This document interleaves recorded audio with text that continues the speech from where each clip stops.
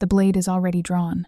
Rain beats down on the execution ground like the sky itself is angry. Mud swallows the boots of 1,000 soldiers standing in perfect, cold silence. Torches burn sideways in the wind.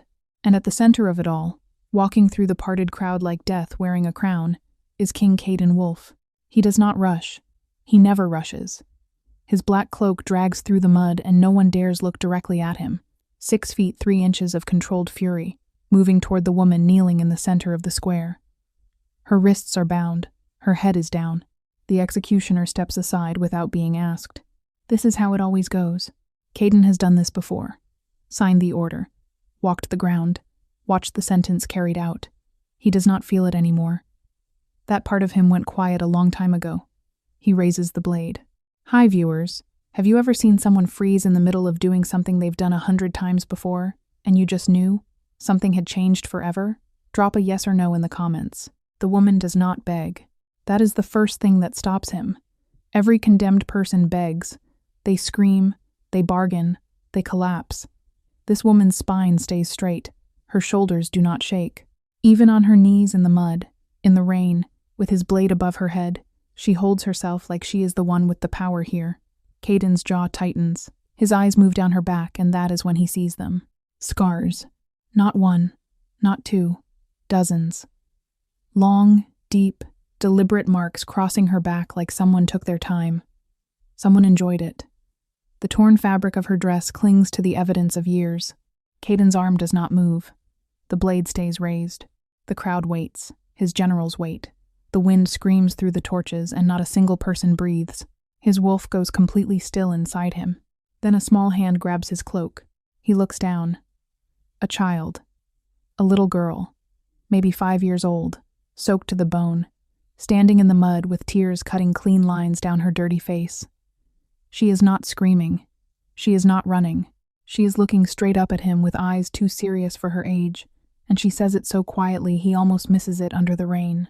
Please, they're hurting my mom. The execution ground goes silent in a way that has nothing to do with the wind dying down. Caden stares at the child. The child stares back. And somewhere inside the chest of the most feared Alpha King in the Northern Territories, something cracks. Not breaks. Not shatters. Cracks. One clean fracture line, like ice splitting under weight. It was never meant to hold. He looks back at the woman. She has lifted her head now. Her eyes find his across the rain and the mud, and the distance between condemned and executioner. They are dark brown, nearly black, and they do not hold fear. They hold something that takes him a full 3 seconds to identify. Fury. She is furious. At him, at the crowd, at the blade, at all of it. And underneath the fury, so controlled it is almost invisible, is a pain so old it has become part of her bones. His nostrils flare. Her scent hits him like a wall. Blood. Rain. Something underneath both of those things warm and dark, and unbearably familiar in a way he cannot explain, and will not accept. His wolf surges forward so hard Caden's hand shakes. The blade wavers. One of his generals shifts behind him, confused, waiting for the command. The command does not come. Caden Wolf, king of the northern packs, executioner of traitors, destroyer of enemies, has been standing with a blade raised over a kneeling woman for 40 seconds, and he cannot make his arm complete the motion. The child's hand is still gripping his cloak. He sheathes the blade. The crowd erupts not in cheers, in shock. Murmurs tear through the soldiers like fire through dry wood. His head, General Marcus, steps forward with his mouth already open. Caden turns and looks at him. Marcus closes his mouth. Cut her bindings, Caden says. His voice is completely flat. Now. No one moves for 2 full seconds. Then they move very fast. Caden crouches down to the child's level. Rain drips off his jaw. Up close, she is shaking so hard her teeth click together. But she does not step back from him. He notices that. He files it somewhere important. Where did they take her? He asks quietly. The child points toward the far end of the square where 3 of his lower pack enforcers are standing near the holding posts. Caden follows the direction of her tiny finger. He stands. He walks, and something behind his eyes goes very, very cold. The woman's scream cuts through the rain before he reaches them.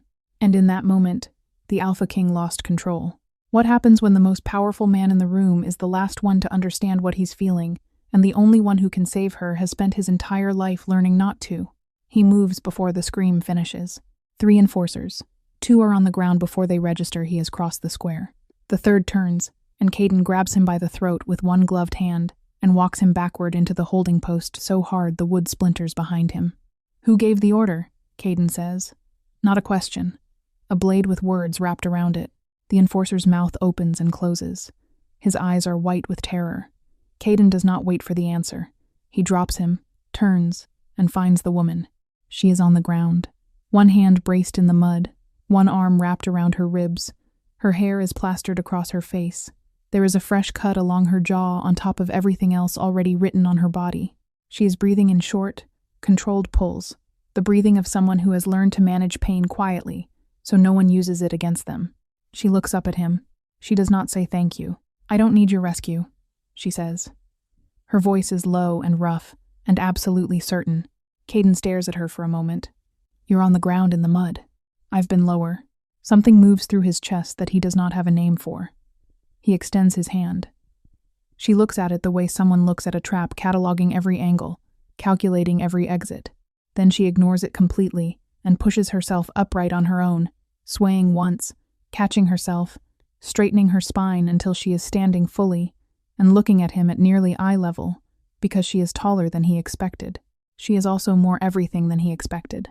Up close, her face is sharp and angular, beautiful in the way a storm is beautiful, something you admire from behind glass. The defiance in her expression is not performance.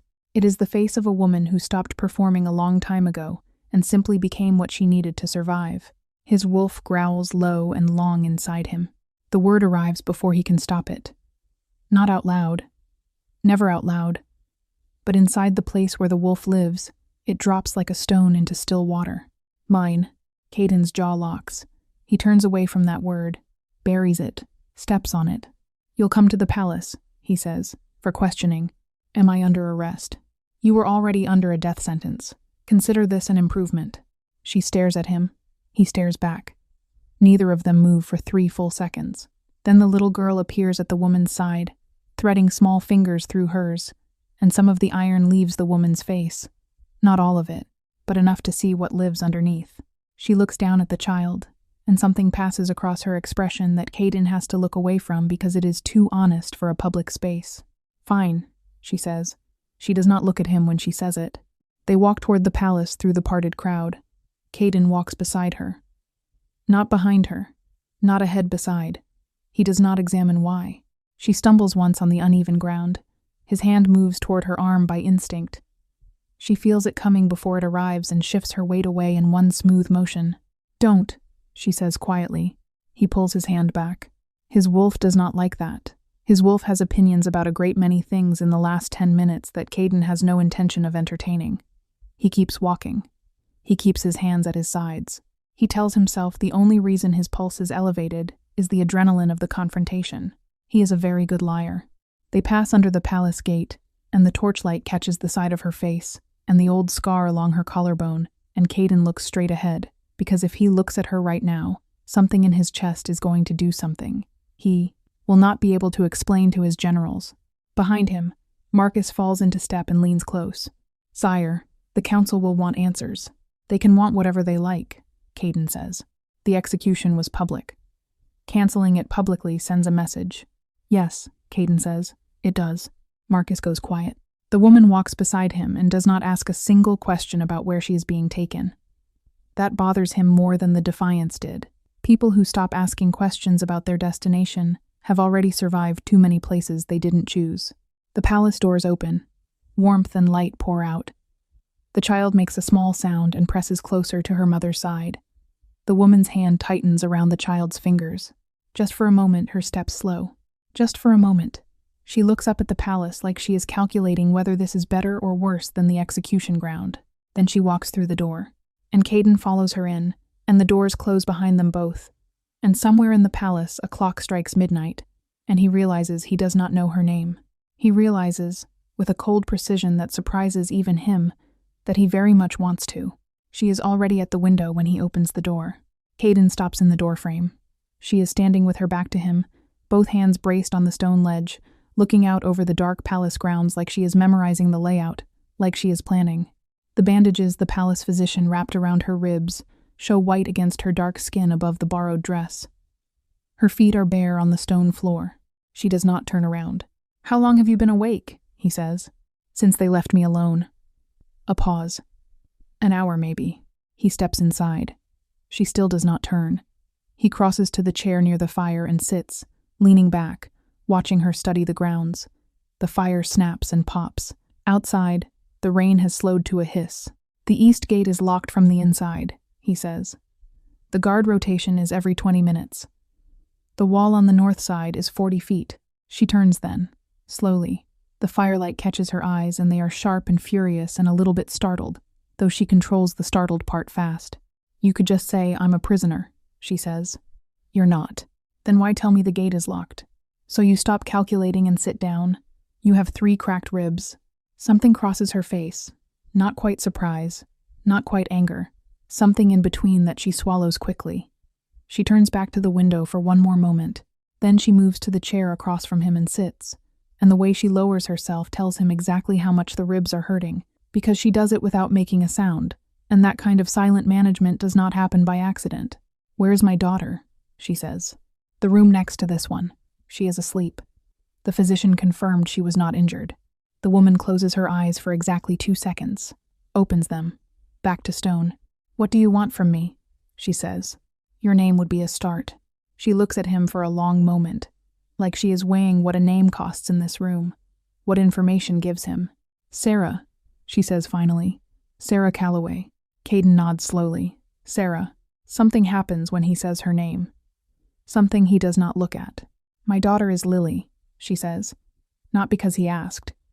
Because she wants him to know Lily is a person with a name, and not a detail. "Lily," he repeats. The fire pops. Sarah watches him with the focused attention of someone who has learned to read danger in the smallest shifts of expression. He lets her look. He has nothing to hide in this moment, which is a strange thing to realize about himself. "You were sentenced for theft," he says. "I know what I was sentenced for." "Did you do it?" Her chin lifts. "I took bread. From a merchant who had been underpaying his workers for 6 years, including me. That's still theft under pack law. Then pack law is wrong." It lands flat and certain in the space between them. No apology behind it. No fear of what he might do with it. She has just told the Alpha King his law is wrong, and her heartbeat, as far as he can tell, has not changed. His wolf shifts. Caden leans forward slightly. "You understand who you're talking to. A man with a blade he didn't use," she says. "Yes, I'm aware." The silence that follows is not empty. It has weight and texture, and something running underneath it that neither of them is going to name at 11 o'clock at night in a palace room with a fire burning low. Caden stands.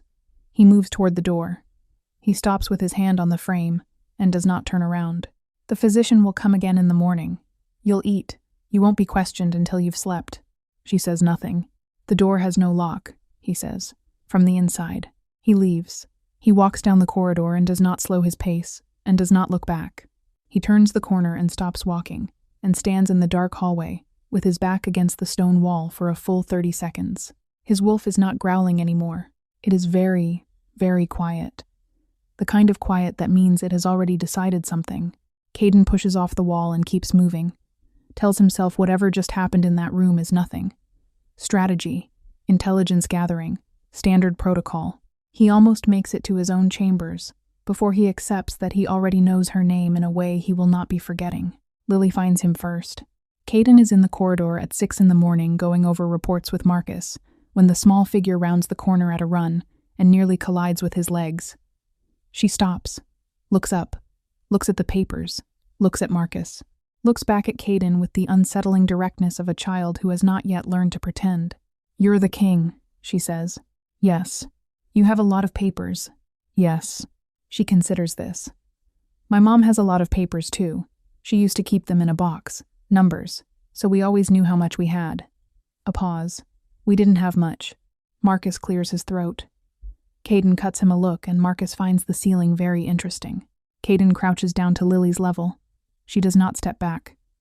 She tilts her head slightly, studying him the way her mother studied him, like he is a problem she intends to solve. "Are you hungry?" Caden says. "Yes, but Mama said not to take anything without asking." "You're asking?" She thinks about this with genuine seriousness. Okay. Then she says, quieter. She cried last night. She thinks I was asleep, but I wasn't. She's really good at being quiet, but I always know. Something lands in Caden's chest and does not move. He does not answer that. He stands, turns to the nearest guard, and gives quiet instructions. The guard disappears. Caden looks back down at Lily, who is now studying the stone floor pattern with one bare foot tracing the lines between the tiles. Is this your house? She asks without looking up. Yes, it's very big. She looks up. Are you lonely? Marcus makes a sound behind him. Caden does not move. Go eat breakfast, he says quietly. Someone will take you to the kitchen. Lily nods like this is a completely normal conversation and turns to follow the guard. She goes 3 steps and stops and turns back around. You smell safe, she says. Simply, factually, like she is reporting the weather. Then she has gone around the corner, bare feet slapping the stone, and the corridor is quiet again. Caden stands completely still for a moment. Something is happening inside him that he does not have tactical language for. Not a strategy, not a decision. Something slower and more dangerous than either of those things. He looks down at the reports in his hand. The words do not resolve into meaning. Marcus says nothing. For once in his life, Marcus says absolutely nothing. Good. Caden thinks about Lily's face when she said her mother cried. The complete absence of drama in it, just a fact, delivered by a child who is already too used to collecting facts about her mother's pain, because knowing is the only protection she has ever had. He walks to the window at the end of the corridor. The morning is gray and cold, the grounds below empty and wet. Somewhere in the east wing, Sarah Calloway is awake, probably at the window again, probably planning 3 exits she will never need to use. He thinks about Lily sleeping through her mother's quiet crying and not sleeping at all. He thinks about what kind of man makes a woman that controlled breakdown the moment she believes she is alone. The reports crumple slightly in his fist. He does not notice until Marcus quietly takes them. 2 floors below, in the kitchen, he hears it Lily's laugh. Clear and sudden and completely unguarded. The laugh of a child who has forgotten for 30 seconds to be careful. A cook says something. Lily laughs again. And then, very faint, through a doorway and a corridor and 2 floors of stone, Sarah's voice, softer than he has heard it, saying her daughter's name. Caden turns back toward the east wing. He tells himself he is going to check on the physician's morning report. He is already walking before the lie finishes forming. Dr. Elliot Kane has warm eyes. Caden notices this from the doorway before he steps inside. The palace physician is 29, dark-haired, with the kind of steady hands and easy manner that make frightened people feel immediately less frightened. He is sitting across from Sarah in the morning light, speaking in a low voice. And Sarah is not smiling. Not quite, but the rigid line of her shoulders has dropped 2 inches. Her hands are loose in her lap. She says something and Kane laughs, quiet and genuine, and she almost laughs back. Almost. Caden steps into the room. Kane stands immediately. Sire. Sarah turns. The shoulders come back up. The hands close. Caden watches it happen in real time, the shudders going back across her face, the careful management sliding back into place, and something irritating moves through his chest. Morning assessment, Caden says. He is looking at Kane. Ribs are holding, swelling down. I've recommended 2 more days of rest, before any. She relaxes around you, Caden says. Kane blinks. I sorry? She was relaxed, before I walked in. Caden keeps his voice completely even. He is very good at this. Why? Kane looks briefly confused by the question, as if the answer is self-evident. I suppose because I'm not a threat, sire. She has no reason to guard herself with me. The room is quiet. Sarah is watching Caden with an expression that is very carefully neutral, but her eyes are doing something else entirely. She has understood this conversation exactly. He can see it in the slight tilt of her head, the way she pulls one slow breath and holds it. She finds it interesting that he noticed. She does not look away from him. That will be all, Kane, Caden says. Kane gathers his things with professional efficiency and leaves, pulling the door mostly closed behind him. The room is suddenly smaller. The morning light sits between them like a physical thing. He has a kind face, Sarah says. Not to wound, just a fact. I'm aware. You don't. She says it the way she says everything, straight and clean. No cushion. Your face tells people they should already be afraid before you open your mouth. Caden looks at her. And yet you're not. Something shifts in her expression. A door almost opens.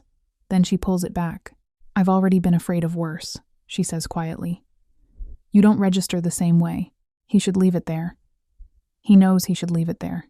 "What does register the same way?" he says. The question lands in the room and neither of them is entirely prepared for it. Sarah looks at him for 3 full seconds, and for once the management slips, not much, just the edges, just enough that he catches a glimpse of something real underneath all that iron. Then Lily's voice carries through the walls from the next room, calling for her mother, and Sarah stands. The door closes again. She is already moving. At the threshold she pauses, does not turn. "Dr. Kane," she says, asked me how I was feeling and actually waited for the answer. She goes through to Lily. Caden stands in the empty room, with morning light on the floor, and the question sitting in his chest like a splinter he cannot get to. He does not like Elliot Kane's warm eyes. He does not examine why. What he does know, with the cold precision that has run every decision of his reign, is that something in this palace has shifted in the last 12 hours, and it is not the weather. And it started, he realizes, the moment she told him not to touch her, and he listened.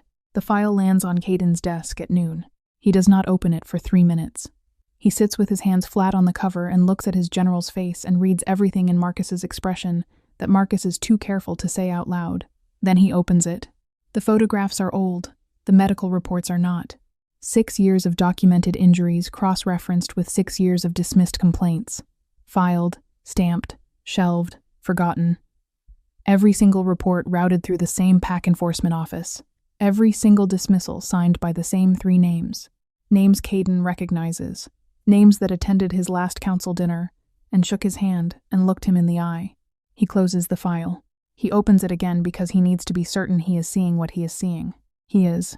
Sarah Calloway reported her mate 4 times in 3 years. 4 times she walked into an enforcement office with evidence, with documentation, with the kind of careful preparation that tells him she knew exactly how the system worked and tried to work within it anyway. 4 times the reports were marked incomplete and returned to her with bureaucratic language that essentially told a woman being destroyed inside her own home to go back to it quietly. The 5th time she stopped reporting. That was 2 years ago. Caden sets the file down and walks to the window. The afternoon has gone gray and heavy outside, clouds pressing low over the palace walls. He stands with his hands behind his back and does not move for a long time. He thinks about her spine in the mud at the execution ground, the way she held it straight while rain hammered her shoulders. He understands now what it costs to hold yourself that way after years of being told to kneel by the very people whose job was to help you stand. The door opens behind him. He does not have to turn to know it is her. Her footsteps are quieter than anyone else in the palace, not because she is small, because she has spent years moving through spaces where making noise had consequences. "Marcus told me you sent for the file," she says. "I sent for it myself." Marcus retrieved it. Silence. Then her footsteps move closer. She stops a few feet behind him. He can feel her looking at the file on the desk. "How much of it did you read?" she says. "All of it." "A beat. And—" He turns around. She is standing with her arms at her sides, chin level, eyes steady. She has prepared herself for this conversation. He can see the architecture of that preparation in every line of her body, the way she has already decided not to break in front of him, already built the wall, already placed herself behind it. That wall was built a long time before today. "I'm sorry," he says. She blinks. Once. The only crack in the preparation.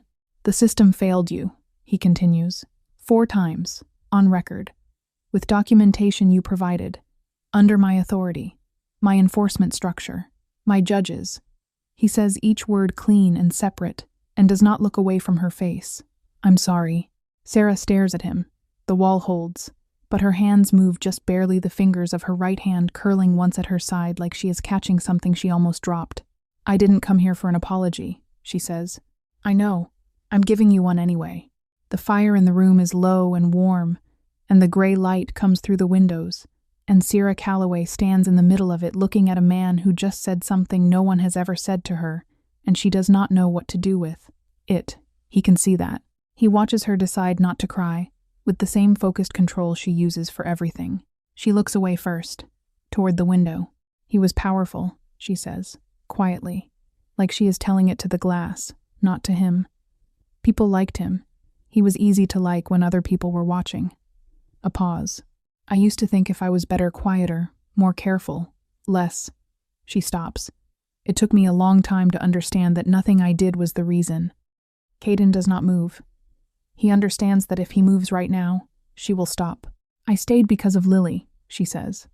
People like to say that like it was a weakness, like I should have just left. Her voice drops lower. You can't just leave when leaving means your child has no roof and no food, and the man you're leaving has enough power to make sure you're hunted for the rest of your short life. She turns back to face. Her eyes are dry. They are burning. I didn't stay because I was weak. I survived because I refused to die. The room holds that sentence like a cathedral holds silence. Caden looks at her, this woman who rebuilt herself out of wreckage every single morning for years, and still showed up, and still fought, and still kept her daughter fed and warm, and told her not to take things without asking because she wanted Lily to know there was a right way to move through the world even when the world had been entirely wrong to them. His wolf does not growl this time. It goes completely, reverently still. I believe you, he says. She looks at him for a long moment.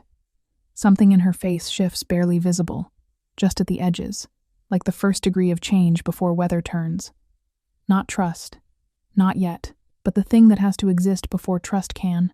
The men who dismissed my reports, she says. They still have their positions. No, Caden says. They don't. She goes very still. What did you do?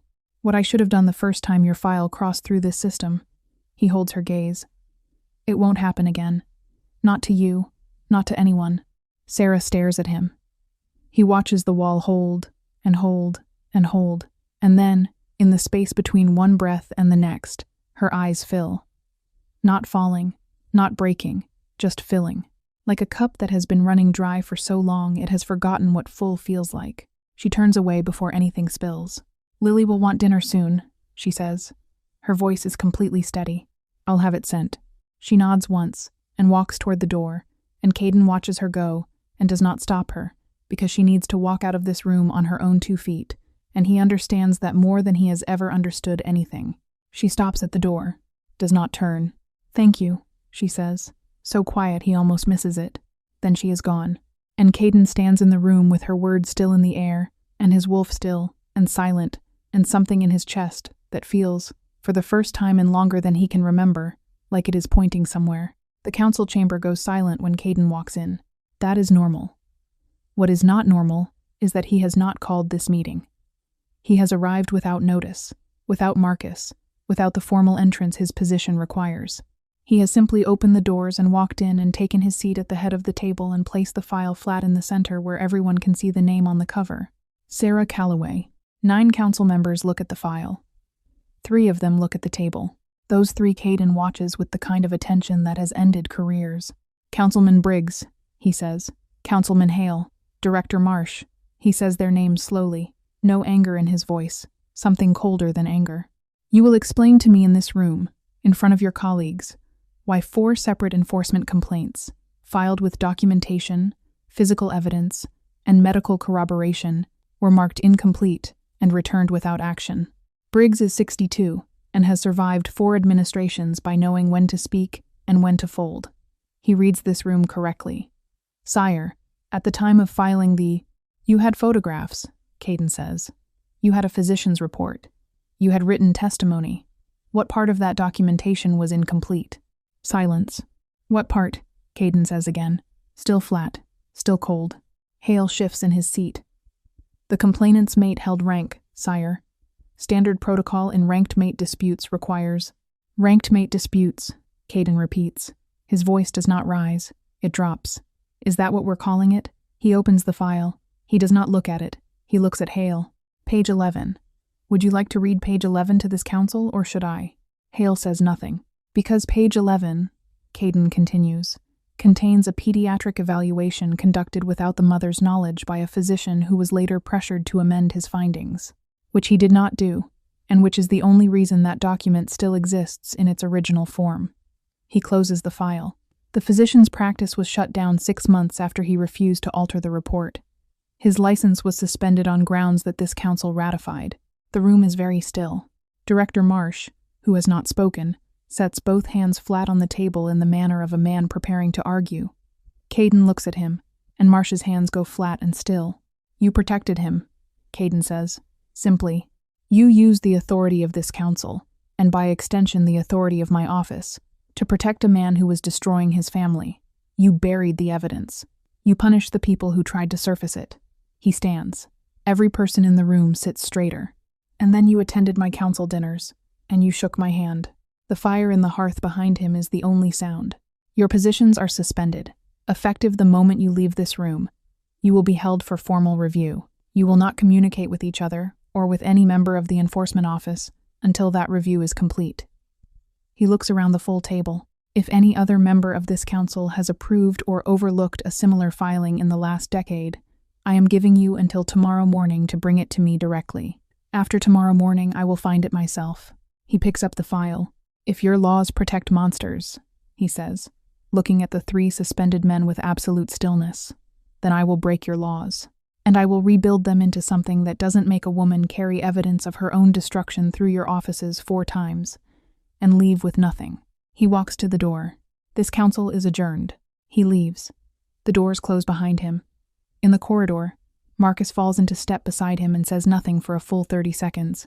Then, quietly, the 3 of them will try to coordinate their accounts before the review. I know, Caden says.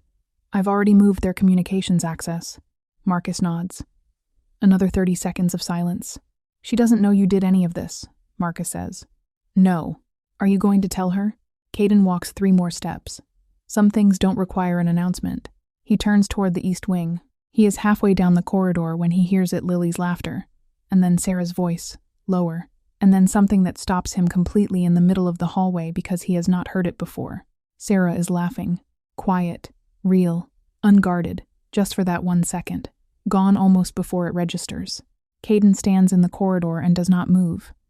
His wolf does something in his chest that he has no military language for and no tactical response to. He stands there for longer than he would ever admit. Then he turns and walks back toward his own wing, because she needs tonight to be safe and warm and unobserved. He can want things later. The fire has burned down to coals when he finds her. 2 in the morning. Caden cannot sleep. This is not new. And he moves through the palace the way he always does at this hour, quiet and deliberate, checking what needs checking. He does not tell himself he is moving toward the east wing. He simply ends up there. The door to the library is open. Sarah is sitting on the floor, not a chair. The floor, with her back against the base of the window seat and her knees pulled up and a book open across them that she is not reading. She is looking at the fire's last light with the expression of someone deep inside, a thought they cannot get out of. She hears him. Of course she does. She looks up. For a moment neither of them speaks. He could turn around. She could tell him to leave. Those are both available options and neither of them takes them. He walks in. He sits on the floor too, not close. The correct distance. The distance that says he understands the rules of this space, and leans back against the chair behind him. The fire breathes between them. You couldn't sleep, she says. Not a question. No. He looks at the fire. You. I don't sleep much. A pause. I used to think it would get better, when things were safer. She looks down at the book. Turns out the body takes longer to believe it's safe than the brain does. He looks at her. She is not looking at him, and that makes it easier to look at her. The line of her jaw, the way her fingers rest on the open page without actually holding it, the dark circles under her eyes that the morning light hides better than firelight does. How long? He says. The not sleeping. She thinks. 6 years. Maybe 7. His jaw tightens once. He releases it. Lily sleeps hard, Sarah says, quietly. Always has, even when things were even then. She'd go out like a light, and I'd sit up and listen and make sure. She exhales. I don't know how to stop listening. Caden is quiet for a moment. Then, what do you listen for? She looks at him then. Like the question surprised her. Everything, she says.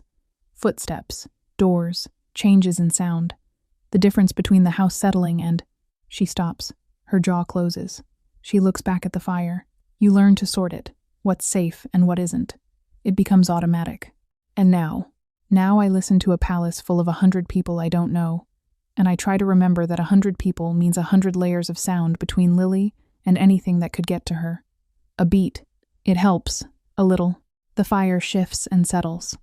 Outside the window, clouds have broken apart, and a strip of cold, clear sky shows through. Stars very sharp and still. I used to be afraid of the dark, Caden says. She looks at him, surprised again. When I was young, before training. He looks at the ceiling. My father's solution was to lock me in a dark room until I wasn't afraid anymore. She says nothing. She does not offer sympathy or horror. She just receives it, which is exactly right. Did it work? She asks. I'm not afraid of the dark. A beat. I'm not afraid of very much. I know, she says, quiet. I can tell. She pauses. That must be lonely. The word falls into the room like a stone into a deep well. Caden looks at her. She is already looking at him, and neither of them arrange their expressions into anything different. And for 12 full seconds, they are simply two people, sitting on a library floor, in the middle of the night, being entirely honest, without saying anything dramatic about it. Then his hand moves. Slow, deliberate, across the floor between them until his fingers rest an inch from hers. Just an inch. An offer, not a demand. Available but not assumed. Sarah looks down at his hand. She looks at it for a long time. The fire breathes. She does not pull away. She does not lean in. She closes her eyes for exactly 3 seconds, and when she opens them, she looks at the fire again, and she turns her hand over very slowly on the floor until the back of her fingers brush his. Not holding, just contact, barely, like testing whether the ground will hold before trusting it with full weight. Caden does not move, does not close his hand, does not change a single thing about the moment. They sit that way for a long time, the fire going gray and cool, the stars sharp outside. Lily laughs in her sleep in the next room, one small, dreaming sound, and Sarah's face does something that Caden will carry with him for the rest of his life. She smiles, just slightly, without meaning to, and the iron goes entirely out of her for one unguarded second. He sees it. He does not say a word about it. When the clock strikes 3, she stands slowly, carefully, and he stands with her, and they are close in the dark, and neither of them steps back, which means they are standing near enough for him to see her breathing change the smallest shift, the slightest awareness of distance, and her eyes come up to his and hold there. Good night, Caden, she says, first time she has used his name. He feels it like a key turning. Good night, Sarah. She goes through the door. He listens to her footsteps go quiet down the hall. He stands in the library for a full minute before he can make himself move in the other direction. And the question that has been building since the execution ground, since the mud and the blade and the child's small hand on his cloak, is no longer a question. He just does not know yet what she will do with the answer. The square is packed by 9 in the morning. Word travels fast in a packed territory when the Alpha King calls a public judgment. They come from the market, from the training grounds, from every corner of the city pressed shoulder to shoulder in the cold morning air, breath rising in white clouds, everyone trying to see the platform at the center. Guards ring the raised platform 3 deep. The council members who have not been suspended take their positions along the outer edge, faces composed, watching Caden the way prey watches a hawk very carefully and very still. Caden stands at the top of the platform steps. Beside him, Marcus holds a sealed declaration. Below, in the center of the square, Sarah Calloway's former mate Rowan Vale, ranked beta of the Southern District, broad-shouldered and well-dressed, and standing with his attorney at his left and 2 character witnesses at his right, looks up at Caden with the expression of a man who has never believed consequences were built for him. He is about to receive a significant education. Caden has not told Sarah what today holds. She did not ask. She put on the clean dress the palace staff provided, braided her hair with the efficiency of someone who does not make ceremonies out of small things, checked Lily's breakfast, and followed the palace escort to the square with her chin at exactly the angle he has come to understand, means she has already prepared for the worst. She stands to his left now, 1 step below him. Close enough. Lily is inside with 2 guards. Sarah selected herself after interviewing them both, a fact Caden's head of security still looks slightly stunned by. Marcus breaks the seal. Rowan's attorney steps forward immediately. Sire, we have submitted documentation establishing that any allegations— Sit down, Caden says. The attorney sits. Caden looks at Rowan Vale. Rowan meets his gaze steadily. This, Caden thinks, is the face of a man who has never been told no by anyone worth fearing, who built his entire identity on the gap between what he did in private and what people believed about him in public. Rowan Vale, Caden says. His voice carries across the full square without effort. The evidence reviewed by this office in the past 72 hours includes medical reports spanning 6 years, enforcement filings that were deliberately buried by members of this administration, a pediatric evaluation that was suppressed, and testimony from 4 individuals who witnessed or treated the results of your actions directly. He pauses. This is not a matter of allegation. This is a matter of documented record. The square is church quiet. Rowan's jaw tightens. First crack in the composure. Furthermore, Caden continues, 3 members of this council who facilitated the burial of those filings have been formally suspended and will face separate proceedings. Their cooperation in concealing evidence under the authority of this office constitutes a breach that this administration will not absorb quietly or quickly. He looks out at the crowd, at the faces, at the people who came expecting theater. I want every person standing in this square to understand something clearly. His voice does not rise. It does not need to. The power of this office exists to protect the people inside this territory. All of them. Not selectively. Not based on rank or resource or who has a better attorney. His eyes return to Rowan Vale. When that power is used instead to shield the people doing harm, it is not power, it is corruption. And I will not wear corruption on my crown. Sarah is standing very still to his left. He does not look at her. Rowan's attorney is on his feet again. Sire, with respect, this proceeding is irregular. The correct process, Caden says, was followed 4 times by the woman to your left. 4 times this system chose rank over record. Today this system chooses differently. He nods to Marcus. Marcus steps forward and reads the formal charges. Stripped rank, asset review, mandatory counsel trial, with full evidentiary record, enforcement hold. The words land in the square one at a time, like stones dropping into standing water, each one sending ripples through the crowd. Rowan Vale's composure cracks fully when Marcus reaches the stripped rank. His face changes not into remorse, into fury, which tells Caden everything about the man he already knew and needed the crowd to see. The crowd sees it. Caden steps back, looks at Sarah. She is looking at Rowan. Her face is still. Her hands are loose at her sides. She is not crying. She is not collapsing. She is watching a man who spent years making her feel powerless stand in the center of a public square while his power is systematically removed piece by piece. She breathes in, breathes out. Then she looks at Caden.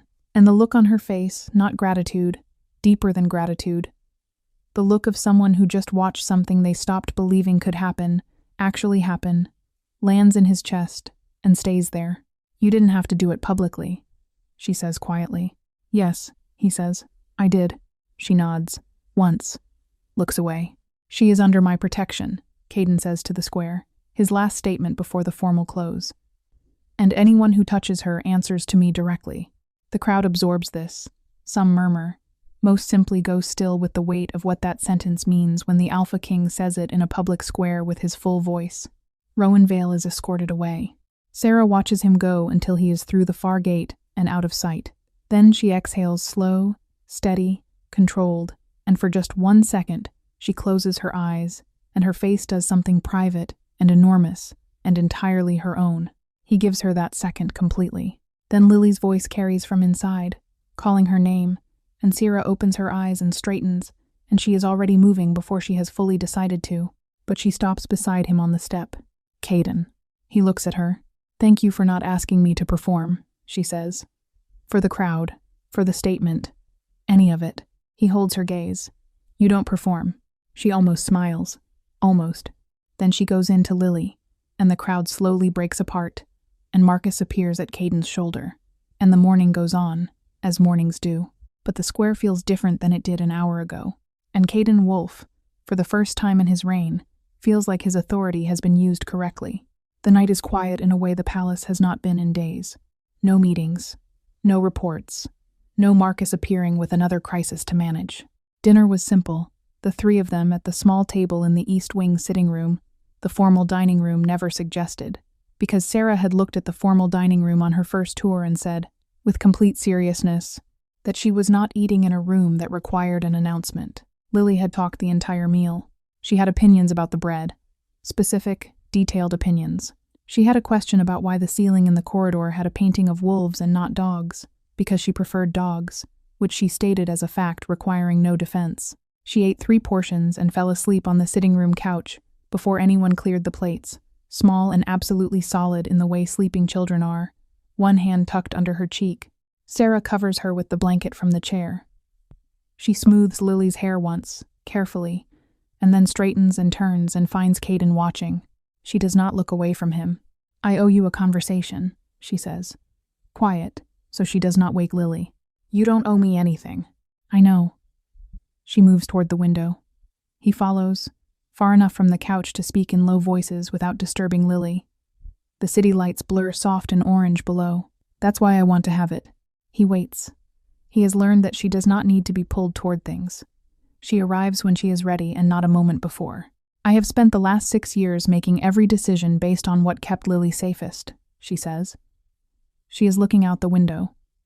Her reflection is there in the glass, faint and steady, where we slept, what I took, when I fought, and when I went quiet. Every single choice was about her. She pauses. "I don't regret that. I would do it the same way." "I know," he says, "but I lost something in it." She says it simply, without asking for sympathy. "I stopped wanting things for myself. It felt too expensive." Wanting things for yourself when you're barely keeping your child alive feels like a luxury you can't afford to carry. She turns from the window and faces him. Her eyes are steady, dark, direct. "I stopped knowing what I wanted, past keeping her safe, past surviving one more day." He holds her gaze and does not fill the space she is making. "And then," she says, "you sat on the floor of your own library at 2 a.m. and talked to me about being afraid of the dark." Something moves through her expression, not a smile, but the architecture of one. And I thought, this man is entirely different than what I prepared for. His jaw is tight. He releases it slowly. "What did you prepare for?" "Someone who wanted something from me. Everyone who has ever been kind to me wanted something specific in return." She tilts her head slightly. "You burned down a council. You went public. You sat on a library floor." She looks at him. "You never asked me for anything." "No," he says. "I didn't." "Why?" He looks at her for a long moment, at the woman who held her spine straight in the mud and told him not to touch her, and survived 7 years without sleeping, and raised a daughter who laughs without fear, and told a king, his face, said people should already be afraid, and meant it as a neutral observation. "Because you've had enough of people taking things from you," he says. "Whatever I want, it doesn't matter until you're ready to want something too." The room is completely still. Lily breathes softly on the couch. Sarah looks at him with the expression of someone receiving a thing they stopped believing existed. And then, slowly, she takes one step closer. Not swept up, not rushed, deliberate, the way she does everything. The way a woman moves who has learned that the ground cannot always be trusted and tests it carefully before committing her weight. She stops close enough that he can see the exact moment she decides. "I'm not choosing survival," she says, barely above a whisper. "I'm choosing you." He reaches out slow, the way he did in the library, giving her every chance to redirect, and his hand cups the side of her face. And she does not pull back. She leans in, just slightly, just enough, and closes her eyes. He does not kiss her. Not yet. He presses his forehead to hers, and they stand that way, breathing the same air. In the quiet room with the city lights below and Lily asleep on the couch. And it is not a dramatic ending. There are no crowds, no declarations, no ceremony. It is just 2 people choosing each other in the dark, after a very long time of surviving alone. And then Lily stirs on the couch and opens her eyes halfway and looks at them without any particular surprise and says, in a sleep-thick voice, "Are you going to be our family now?" Caden and Sarah both go still. Lily's eyes close again before either of them can answer. But Sarah's hand comes up and covers his where it rests against her face, and she holds it there. And that is the only answer either of them need. Safe, warm, complete. 3 people in one room with no threat at the door, and no decision left to carry alone. And outside, the city goes quiet, and the stars come out, and for the first time in 7 years, Sarah Calloway does not sit up listening. She sleeps. If this story moved you, if you have ever had to choose survival over everything else, or if you have ever watched someone hold themselves together when the whole world told them to fall apart, this one was for you. Drop a comment below and tell us the moment in this story that hit you hardest. Your words inspire every single person who reads them here. If you are new here, Subscribe right now and turn on every notification. New stories go up regularly, and you will not want to miss what comes next. This channel is built for the ones who need a story that reminds them that strength is real, that love can come in without breaking down your door, and that choosing yourself is never the wrong decision. Share this with someone who needs to hear it today. We will see you in the next story.